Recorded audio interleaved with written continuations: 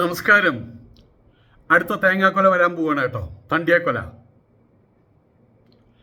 മമ്മൂട്ടി, മോഹൻലാല് ഇനി മരിച്ചു പോയിട്ടുണ്ടോയെന്ന് അറിയില്ല, പ്രൈം മിനിസ്റ്റർ സത്യനുണ്ടോ എന്നറിയില്ല, എല്ലാത്തിനെയും മാരി പിടിച്ചിട്ടുണ്ട്. എല്ലാ നടന്മാരെയും. പേട്രിയറ്റ് എന്ന് പറഞ്ഞ സിനിമ എന്താ അതിൻ്റെ അർത്ഥം?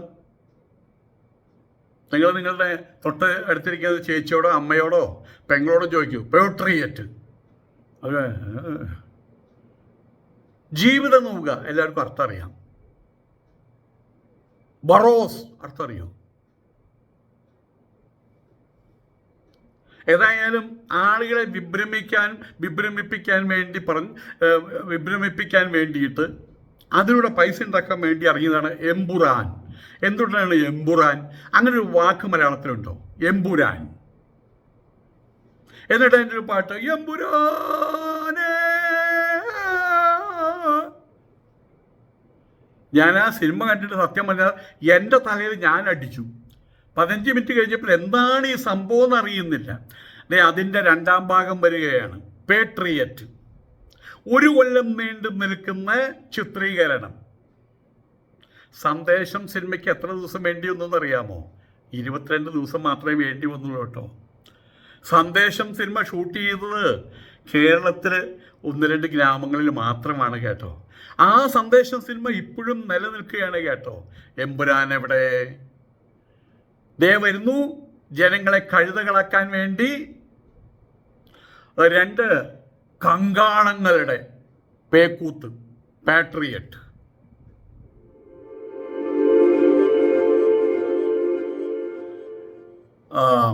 മഹാഭാരതത്തില് ഭീമൻ നല്ല പാചകക്കാരനാണ്. ഒളിച്ചു താമസിക്കുന്ന സമയത്ത് വലലൻ എന്നുള്ള പേരിൽ പാചകക്കാരനായിട്ടാണ് കൂടിയത് രാജധാനിയിൽ. ഒരിക്കൽ അദ്ദേഹത്തിൻ്റെ ആഹാരം തയ്യാറാക്കുന്ന സമയത്ത് ഒരുപാട് കായ്കറികൾ ബാക്കി വന്നു. അതിങ്ങനെ കുന്നുകൂടി കിടക്കുന്നു. അതിന് വല്ല പശുവിനോ പട്ടിക്കല്ല പശുവിനോ മാടുകൾക്ക് കൊടുക്കാന്ന് കരുതിയൊരു മാത്ത് കൂട്ടിയിട്ടിരിക്കുക. ഭീമൻ കണ്ടപ്പോൾ ഇത് കൊള്ളാലോ, ഇതിങ്ങനെ വെറുതെ വേസ്റ്റാക്കി കളയേണ്ട അർത്ഥമില്ലല്ലോ. അദ്ദേഹം പറഞ്ഞതെല്ലാം നീളനെ ഇങ്ങനെ ഇത്രത്തോളം നീളത്തിൽ അരിയാൻ പറഞ്ഞു. അങ്ങനെ നീളത്തിൽ അരിഞ്ഞു. എന്നിട്ട് അതിൽ കുറച്ച് തൈരും പാലും മറ്റുള്ള കാര്യങ്ങളെയും കൂട്ടിച്ചേർത്ത് ഒരു കറി ഉണ്ടാക്കി. അതാണ് അവിയൽ. അതൊരു നല്ല കാര്യമാണ്. ഇവിടെ ഇതുപോലെ തന്നെ എല്ലാം കഴിഞ്ഞു. ആ ഉദാഹരണത്തേക്കാൾ നല്ലൊരു ഉദാഹരണം ഞാൻ പറയാം. പ്രത്യേകിച്ച് തെക്ക് ഭാഗത്തുള്ള ആൾക്കാർക്ക് അത് ബോധിക്കും. റബ്ബർ ഇങ്ങനെ വെട്ടാൻ തുടങ്ങും. വെട്ടി കുറെ കഴിയുമ്പോൾ അതിന് വലിയ കാര്യമായിട്ട് പാല് വരാതാകും. അങ്ങനെ വരുന്ന സമയത്ത് എന്ത് ചെയ്യും? കടുംവെട്ട് വെട്ടും. അതുവരെ വളരെ ഇങ്ങനെ ചീളായിട്ട് തേങ്ങണ്ടോ, ഇതെങ്ങനെ ചീളായിട്ടാണ് വെട്ടുക. കടുംവെട്ട് പറഞ്ഞാൽ കടുംവെട്ട് തന്നെ. അങ്ങനെ വെട്ടും. കുറെ പാലയ്ക്കും കിട്ടിയെന്ന് വരും. പിന്നെ അവസാനത്തൊരു വെട്ടുണ്ട്, കാട്ടയ്ക്ക തന്നെയാണ് വെട്ടും. സോഫ്റ്റ് വുഡാണ്. പ്ലൈവുഡൊക്കെ ഉണ്ടാക്കാൻ വേണ്ടി അതങ്ങോട്ട് വെട്ടിക്കൊണ്ടുകൊള്ളാൻ പറയും. എന്നിട്ട് 2ാമത് അവിടെ റബ്ബർ തൈ വയ്ക്കും, പുതിയ റബ്ബർ തൈ വയ്ക്കും. ഇതാണ് ഇപ്പോൾ ഇവിടെ സംഭവിക്കാൻ പോകുന്നത്. ഈ 2 കങ്കാളങ്ങൾ മമ്മൂട്ടിയും മോഹൻലാലും ഇത്രയും കാലമായിട്ട് നമുക്കൊരു ക്ലാസിക് ഉണ്ടാക്കണ്ടേ? മലയാള സിനിമയിൽ ക്ലാസിക്കുകളുണ്ട്. മുറപ്പെണ്ണ്, ഓളവും തീരവും, ചെമ്പരത്തി, എല്ലാത്തിനും തിലക്കുറി ചാത്തിക്കൊണ്ട് ചെമ്മീൻ. അതുപോലെയുള്ള പാട്ടുകൾ, ഒന്നിനൊന്ന് മെച്ചപ്പെട്ട പാട്ടുകൾ. ഇന്നിപ്പോൾ ആൾക്കാരെടുത്ത് കാണുന്ന, യൂട്യൂബിലേക്ക് വരുമ്പോൾ എടുത്ത് കാണുന്നത് അതൊക്കെയാണ് കാണുന്നത്. സത്യസന്ധമായിട്ട് പറ, നിങ്ങളാരെങ്കിലും ബറോസ് 2 വട്ടം 3 വട്ടം കണ്ടിട്ടുണ്ടോ? നിങ്ങളാരെങ്കിലും എമ്പുരാൻ 1 തവണ മുഴുവനായിട്ട് കണ്ടിട്ടുണ്ടോ? കാരണം അത് വെറും ഊതി വീർപ്പിച്ച ബലൂണുകളായിരുന്നു. ആയതുകൊണ്ട് തന്നെ അത് അപ്പം തന്നെ വിറ്റഴിയണം, അപ്പം തന്നെ വാങ്ങിച്ചു കൊണ്ടുപോകണം. അത് അപ്പം തന്നെ വിറ്റഴിഞ്ഞില്ലെങ്കിൽ പിന്നീട് അത് വാങ്ങിക്കാൻ ആരും വരില്ല. ആൾക്കാർക്ക് അറിയാം, ഇതൊരു തൊലിപ്പൻ പടം. അതേ സമയത്ത് ഇന്ന് കേരളത്തിൻ്റെ ജീവിത സൗകുമാര്യങ്ങളുമായിട്ട് ബന്ധപ്പെട്ട പടങ്ങൾ അത് കാണുന്ന സമയത്ത് നമ്മളുടെ ചിന്തകൾ അങ്ങനെ ഓടിപ്പോകും. അന്നത്തെ കാലത്തെ വീടുകൾ, ആ പഴയ കാലത്തെ കാറുകൾ, പഴയ കാലത്തെ റോഡുകൾ, പഴയ കാലത്തെ ആഹാര രീതികൾ, പഴയ കാലത്തെ സംഭാഷണ രീതികൾ, ഇതൊക്കെ നമ്മളെ ആ ലോകത്തിലേക്ക് കൊണ്ടുപോകും. സന്ദേശം സിനിമ വന്ന് വർഷം ആരോ പറഞ്ഞു 25 മറ്റോ വർഷമായെന്ന്, അത്ഭുതം തോന്നുക. പക്ഷെ ഇന്നും അതൊരു പുതിയ സിനിമയായിട്ട് കണ്ടുകൊണ്ടിരിക്കുന്ന ആൾക്കാർ ഞാൻ കാണുന്നുണ്ട്, പലരും കാണുന്നുണ്ട്. കാരണം എന്താണ്, അതിലെ മണ്ണിൻ്റെ മണമുണ്ട് അതിൽ പറയുന്ന കാര്യങ്ങളിൽ, അതിലൊരു സന്ദേശമുണ്ട്. അങ്ങനെയായിരുന്നു പണ്ടത്തെ കാലത്ത് ഉണ്ടായിരുന്നത്. അനുഭവങ്ങൾ, പാളിച്ചകൾ ഇപ്പോഴും കാണുന്നു. ചെമ്മീനിലെ പാട്ടുകൾ ഇപ്പോഴും കേൾക്കുന്നു. കടലിനക്കരെ പോണോരേ, കാണാ പൊന്നിന് പോണോരേ, ആരെ കേൾക്കാതിരിക്കുക. അത് തുടങ്ങി കഴിഞ്ഞാൽ ഉടനെ തന്നെ നമ്മൾ പിന്നെ നിർത്തില്ല. മാനസമൈനേ, ക്ലാസിക്കുകളാണത്. പക്ഷെ ഇപ്പോൾ വരുന്ന പിക്ചറുകൾ ഒരു വിലയും നിലയില്ലാത്ത ഊശാമ്പി പടങ്ങൾ, പ്രത്യേകിച്ചും സൂപ്പർ സ്റ്റാർ, ലോകത്തിലെ, ഈ തമിഴ്നാട്ടിൽ തന്നെ ഇയാളെ അറിയില്ല, മോഹൻലാൽ, ലോകോത്തര നടൻ. ഭീമൻ്റെ വേഷം കെട്ടാൻ മോഹൻലാൽ ഭീമൻ്റെ വേഷം കെട്ടി ഭീമൻ്റെ സിനിമ ഇറക്കിയോണ്ട് കുഴപ്പമില്ല. അതിൻ്റെ പേര് ഭീമസേന എന്നിടാതെ മോഹൻലാൽ സേന എന്നിട്ടാൽ മതി, കാര്യം കഴിഞ്ഞ്. കുഞ്ഞാലി മരക്കാർ സിനിമ ഇവിടെ വന്നു, അവസാനം എന്തായി? മോഹൻലാൽ മരക്കാറായിട്ട് മാറിയത്. അതൊന്നും നമുക്ക് പറഞ്ഞിട്ടുള്ള കാര്യങ്ങളല്ല. ഇപ്പോൾ വീണ്ടും മലയാളത്തിൽ പുതിയ ചരിത്രം കുറിക്കാൻ ഇപ്പോഴേ തുടങ്ങി.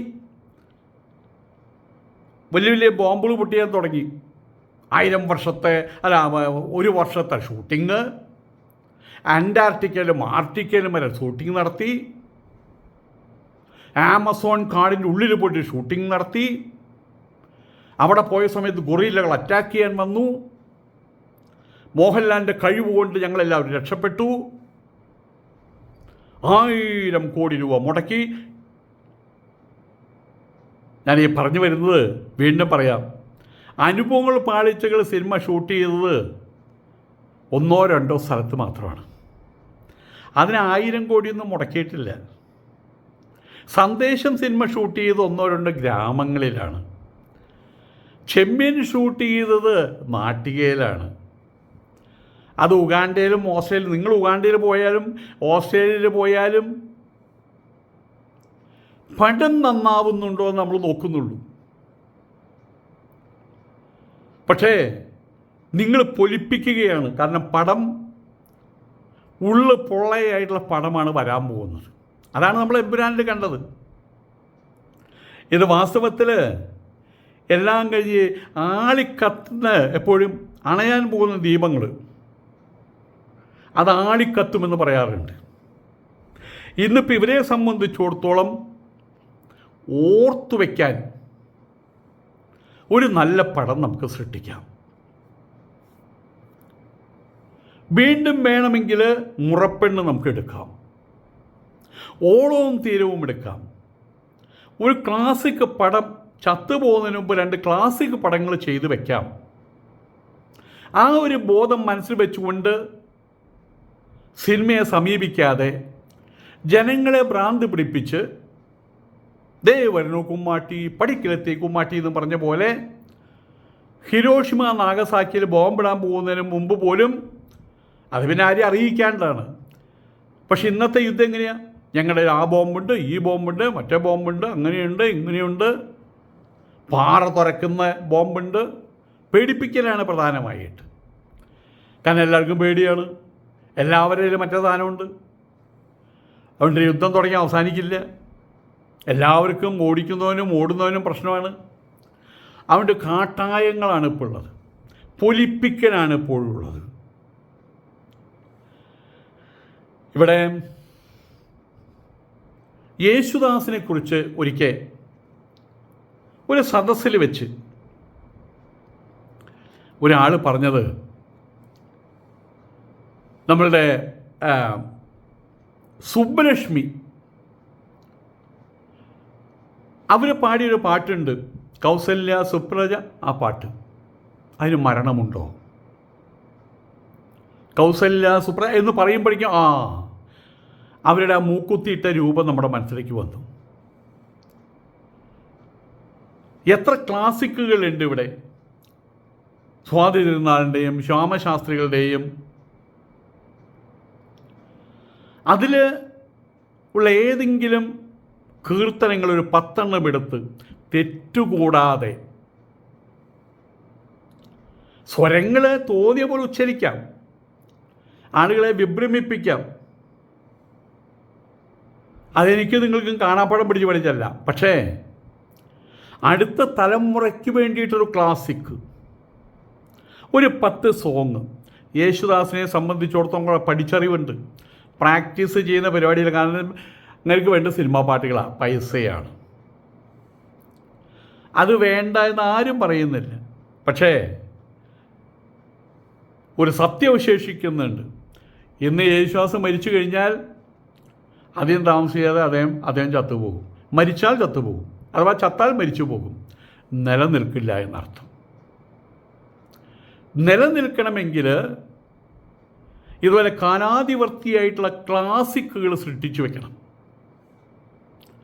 അവിടെയും യേശുദാസ് പരാജയപ്പെട്ടിരിക്കുകയാണ്. അതേപോലെ തന്നെ ഈ മമ്മൂട്ടി, മോഹൻലാൽ, ഇന്നത്തെ പുതിയ തലമുറ പരാജയപ്പെട്ടിരിക്കുകയാണ്.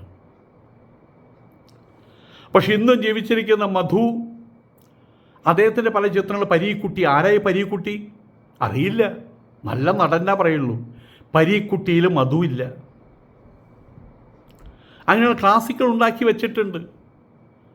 പഴനി എന്ന് പറയുന്ന കഥാപാത്രത്തിൽ സത്യനില്ല. വേലായുധൻ എന്ന് പറഞ്ഞ കഥാപാത്രത്തിൽ പ്രേം നസീർ ഇല്ല. ആ രീതിയിൽ കാലാതിവർത്തികളായിട്ടുള്ള വീണ്ടും വീണ്ടും കാണാൻ ആളുകളുടെ ഉള്ളിൽ ഒരു വാഞ്ച സൃഷ്ടിക്കുന്നൊരു കാര്യം, ചത്തുപോകുന്നതിന് മുമ്പ് സൃഷ്ടിച്ചു വെക്കണമെന്നൊരു ബോധം ഇവർക്കില്ലാതെ പോയി. നിർമാല്യം സിനിമ വന്നു. നിർമാല്യം സിനിമയുടെ ഷൂട്ടിംഗ് കാണാൻ വേണ്ടിയിട്ട് ഞങ്ങളുടെ നാട്ടിൽ ശ്രീകുമാർ എന്ന് പറഞ്ഞ ആൾ ആർട്ടിസ്റ്റാണ്. അങ്ങേരും അങ്ങേരുടെ വീട്ടിൽ അങ്ങേരുടെ സഹോദരങ്ങൾ ആരൊക്കെയും കൂടി അത് കാണാൻ പോയി. ഷൊർണൂർ എവിടെയോ മറ്റാണ് ഷൂട്ടിംഗ്, അവിടെ കാണാൻ പോയി. അപ്പോൾ അവരെ കണ്ടപ്പോൾ MT വിളിച്ചു ചോദിച്ചു, ഇങ്ങോട്ട് വരൂ, എവിടെയാണ് വീട്? ഇന്ന സ്ഥലത്ത്. എന്താ ചെയ്യുന്നത്? ഞാനിങ്ങനെ ആർട്ട് വർക്ക്. നന്നായി. അതെ, ഇപ്പോൾ ഈ പോകുന്ന ഈ രംഗമുണ്ടല്ലോ, അതിൽ തലയിലൊരു കെട്ടൊരു കല്ലുമുണ്ട് എടുത്ത് നിങ്ങളും നിൽക്കണം. നിൽക്കാം. നടനായി.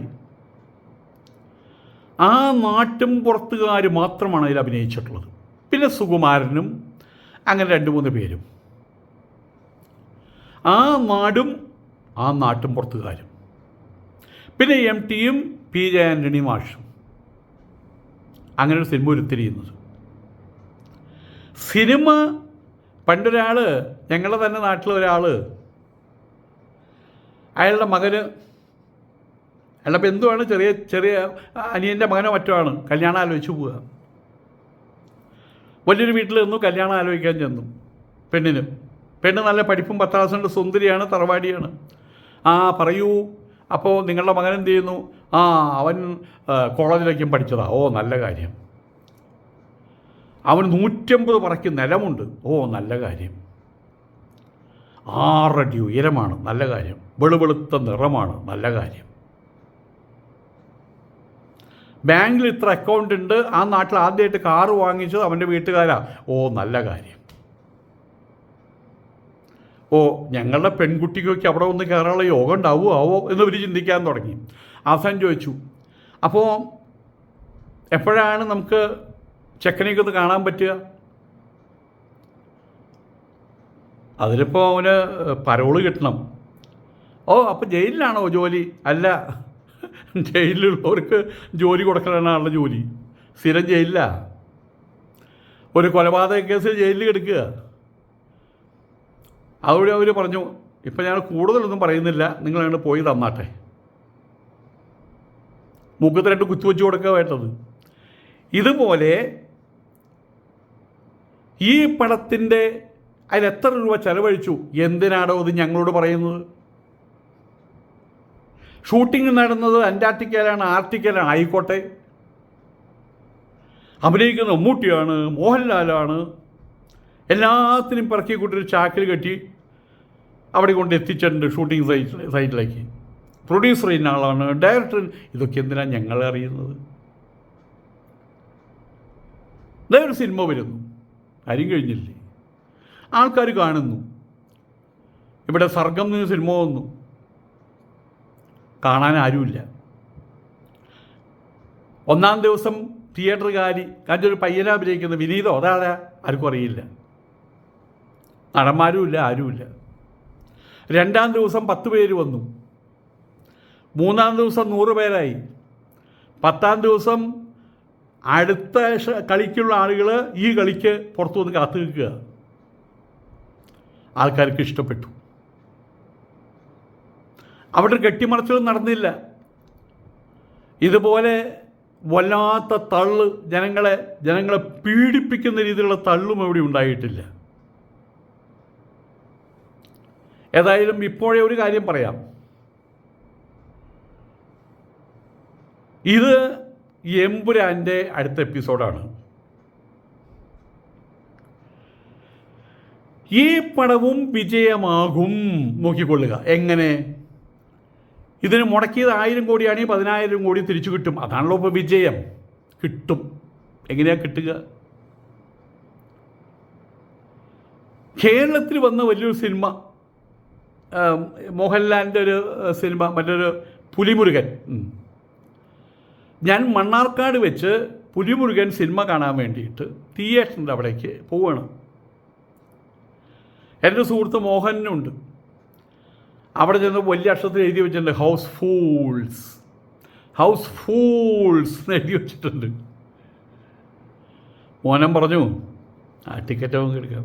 അപ്പോൾ ഞാൻ പറഞ്ഞു, വേണ്ട മോനാ, കണ്ടമാന ആൾക്കാർ ഇരിക്കുമ്പോൾ കയ്യടിയും അതും ഇതും ബിസ്ലടിയും നമുക്ക് വേണ്ട. അങ്ങനെ നമ്മൾ വിളിച്ചു, ഗംഗ അങ്ങനെ കൂട്ടുകാരുടെ വന്നു. എന്താ മോനേട്ടാ 2 ടിക്കറ്റ് ഉള്ളു? വന്നു, കയറിയിരുന്നോന്ന്. ഞങ്ങളുടെ ബാൽക്കണിയിൽ കയറിയിരുന്നു, അത് കണ്ടു. തിയേറ്റർ കാടി. അവിടെ ഒരാളുണ്ട്, അതേവിടെ 2 ആളുണ്ട്, ഇവിടെ 2-3 ആൾക്കാരുണ്ട്. ബാൽക്കണിയിൽ ഒരു 10 പേരുണ്ട്. ആകെ മൊത്തം ടോട്ടലായിട്ട് 25 പേരുണ്ട്. എഴുതി വെച്ചിരിക്കുകയാണ്, ഹൗസ് ഫൂൾസ്.